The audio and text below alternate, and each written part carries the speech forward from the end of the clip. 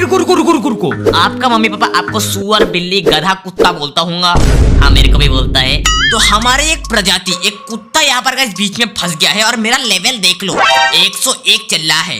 और भाई साहब मैं इसको बचा ही नहीं पा रहा हूँ। बताओ भाई कैसे भी कैसे करूँ, ये भाई मक्की पक्की आके हमको मार दे रहा है। अब भाई दिक्कत वाली बात ये है कि भैया नीचे है दोस्तों केमिकल और ऊपर है मधुमक्खी, वो भी एक एक नहीं दो दो। अब भाई हमको इस कुत्ते के बच्चे को बचाना ही है क्योंकि ये हमारा प्रजाति से बिलोंग करता है।